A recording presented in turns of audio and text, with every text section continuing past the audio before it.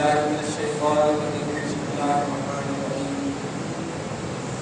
إنا أعطيناك الكوثر فصل لربك وانحر إن شانئك هو الأبتر صدق الله العظيم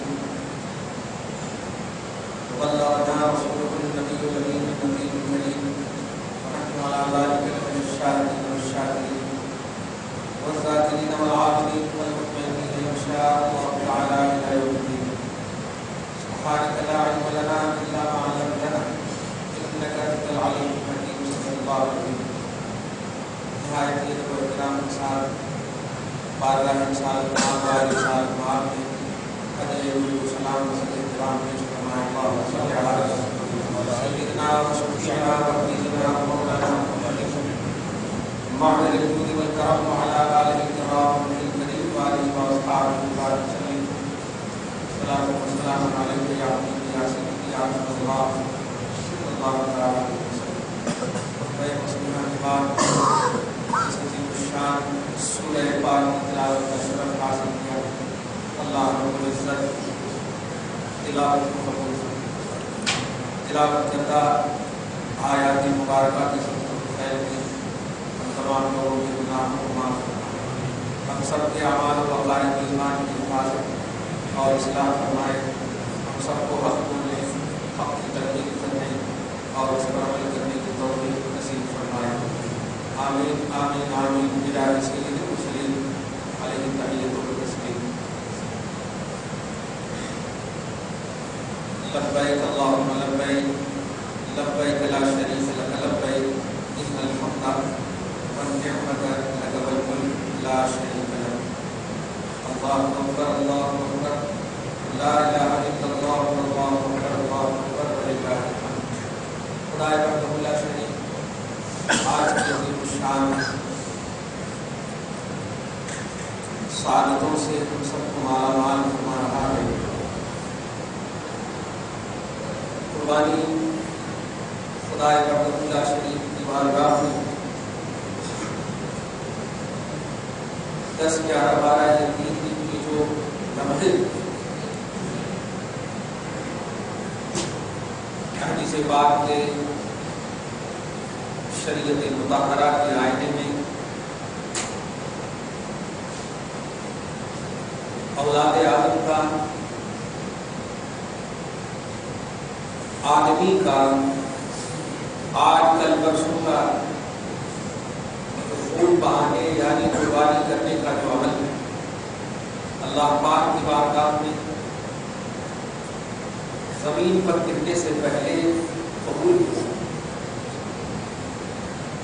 ظاہر ہے یہ بڑا عظیم شرف.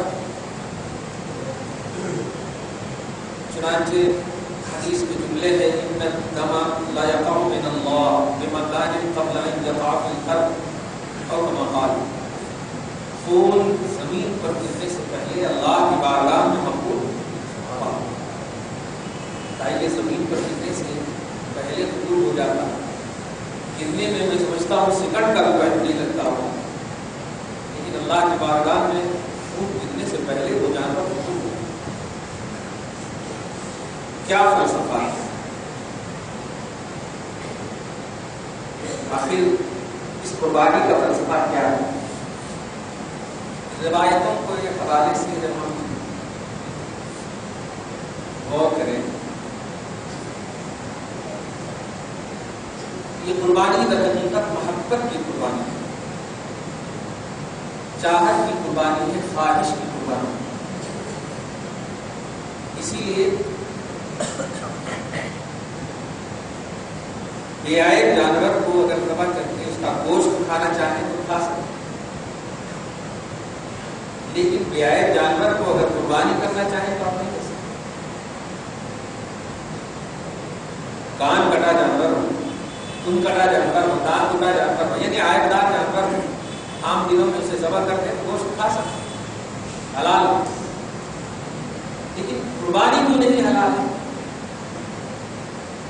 اس پوائنٹ پہ غور کریں آپ تو آسانی سے آپ کو سمجھنے میں.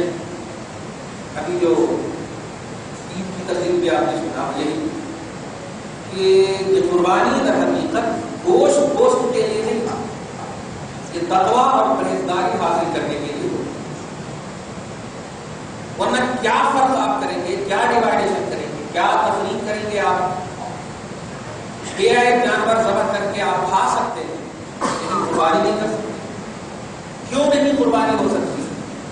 وجہ صرف یہ ہے کہ بے عیب سے کوئی پیار نہیں کرتا، بے عیب سے کوئی محبت نہیں کرتا. عیب کہتے ہی ہم اس کو جو نفرت کو بتائے، فطری چیز ہے. اور عیب سے پاک صاف ستھرے کو ہر لوگ چاہتے ہیں. دو لفظ میں سمجھ میں آ گیا. یہ در حقیقت چاہت کی قربانی، یہ محبت کی قربانی، آپ کے احترام نفس اور اشتہائیت کی قربانی. اسی لیے جانور کے بارے میں مختلف زاویے سے آپ سنے ہوں گے، پڑھے ہوں گے کہ اس سے پیار کرنا چاہیے. پیار تو اتنا کرتے ہیں الحمدللہ کہ پانی آخری لمحے تک آپ پلاتے ہوں. محبت کرتے، محبت کرنے کا حکم. یہ قربانی ایک بات میں سمجھ میں آ گئی کہ یہ محبت کی قربانی. اس کا آغاز آپ دیکھیں تو حضرت ابراہیم علیہ الصلوۃ والتسلیم کے پورے طریقے پر پوری روش قربانی، پوری رفتار قربانی اور قربانی کا جو پس منظر ہے صاف طور پر یہی سمجھ میں آتا ہے. اللہ پاک نے حضرت ابراہیم کو خلیل بنایا.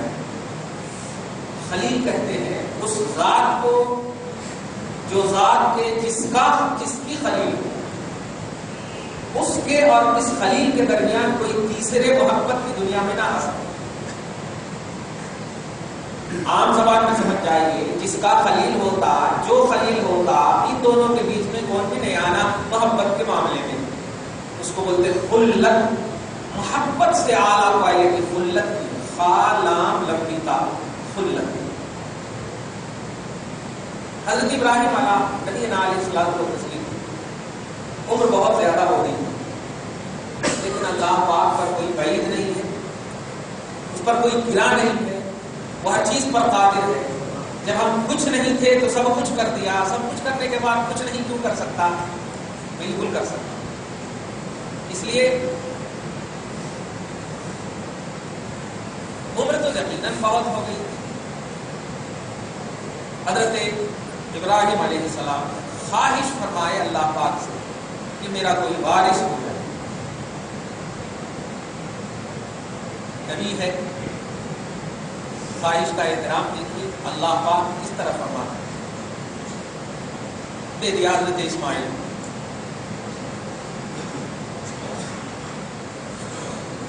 پورے قرآن میں سورہ صافات کا نمبر 102 سے دیکھیں گے یہ پوری تفصیل نظر آئے گی.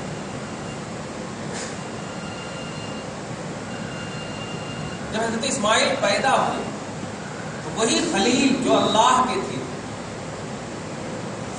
تھوڑا بہت ہی صحیح اللہ اور ابراہیم کے درمیان اسماعیل آ جانے کی وجہ سے محبت میں تھوڑا سا ہی کمی آ. لیکن نبی کے بارے میں آپ نہیں سوچ سکتے کہ وہ اللہ سے محبت نہیں کریں گے، ایسا سوچ نہیں سکتے، کیونکہ نبی سلیکٹڈ بندہ ہوگا اور اللہ جسے سلیکٹ کر لے اس کے بارے میں یہ اگر ادھر ادھر بھی ہو جائے تو اللہ کا سلیکشن ہے، اللہ ادھر ادھر نہیں ہونے دیتا. تو آپ نبی کے بارے میں ایسا کھلے عام نہیں بول سکتے کہ اللہ سے چھوڑ کر کے محبت کرنے لگا، ایسا نہیں. محبت بٹ گئی. عربی کا جملہ ہے تعلقت بھی، تعلقت بھی المحبت. خلیل کی محبت اسماعیل سے جا کر لگ گئی.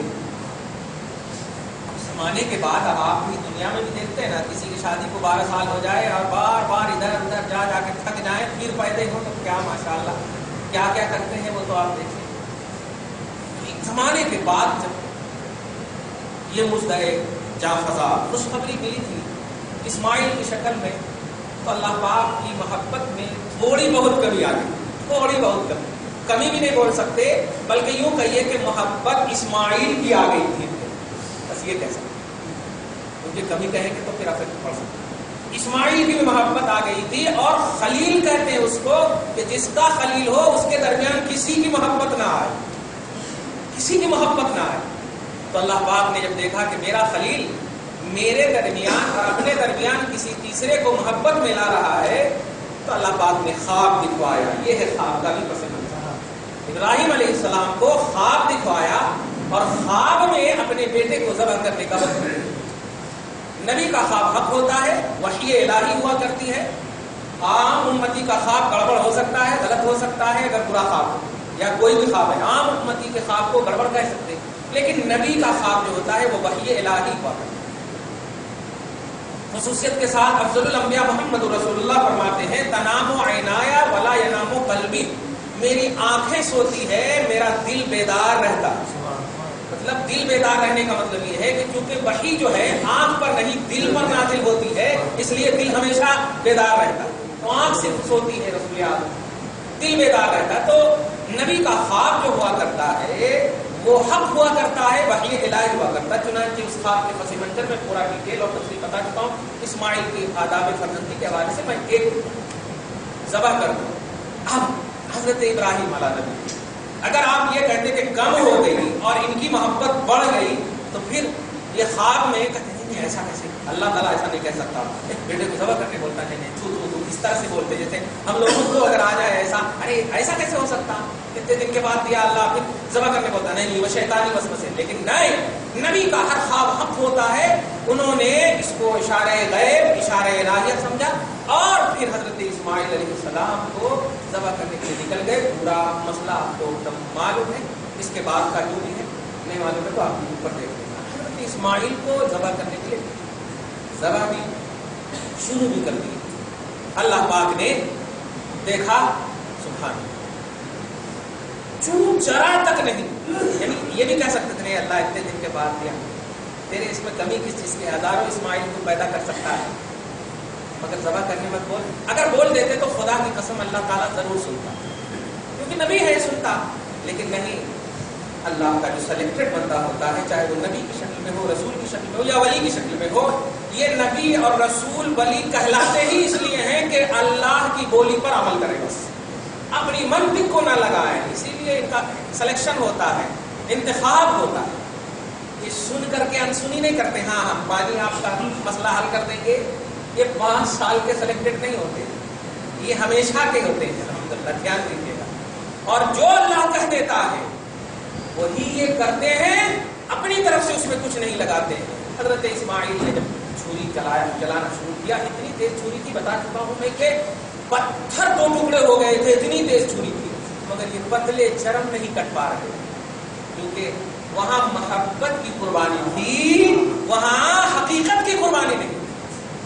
اور محبت کی قربانی یہ ہے کہ آپ کو آزمایا جائے, اس آزمائش پر آپ اتر جائیں بس, اور بظاہر نہ دیکھیں کہ کیا کون کہہ رہا ہے. محبت کی قربانی کہہ دیتے ہیں نا, آپ میری محبت میں کوئی مٹا جا سکتے ہیں کیا, ہاں چلا جاتا ہے, میں تو ایسے ہی کہا. تو دیکھیے محبت کی قربانی, آزمائش. حضرت اسماعیل پر چھری نہیں چلی, پیچھے کر کے دیکھا تو ماشاءاللہ جنتی تمبا کیا کیا تھا, کیسے تھا. اللہ پاک آپ سب کی قربانی کو قبول کر لے. لیکن ایک بات دھیان میں رکھیے کہ حضرت اسماعیل علیہ نبی نا ذبح کرنے میں کوئی شکوہ نہیں, کوئی شکایت نہیں. ایک لفظ بھی تاریخ اور اسلام میں یا حدیث میں ایسا نہیں ملتا کہ کہیں پر بھی شکوہ شکایت کا پہلو, بلکہ اگر بہکانے کی کوشش بھی کی, اللہ تعالیٰ شہیدان بنا کو بلند درجے عطا فرمائے. جو کل شہید ہوئے ہیں وہ اسی حضرت ابراہیم کی مقدس ادا کو عمل کرنے کے حوالے سے, حالانکہ تھوڑی سی بے توجہی میں یہ سب ہوئی, لیکن بے توجہی کیا, وہ منا سبحان کیا کہیں, اس مقام پر ایمان اور عقیدے کے ساتھ مر جانے والے خدا کی قسم کیا کہنا. ان سے پوچھئے انتقال کے بعد, پوچھئے ان سے کہ اللہ اگر پوچھ رہا ہوگا کیا چاہیے تو وہ یہی کہہ رہے ہوں گے ہر سال میں نہ بھیج اپنی موت دے. ان سے پوچھ ایمان اور عقیدے کی حالت میں, کیونکہ شہداء کے بارے میں حدیث بھی یہی آئی ہے کہ جب اللہ تعالیٰ پوچھے گا تو ہم کو راضی کرتے ہیں, تیری کیا خواہش, تیری خواہش کیا ہے.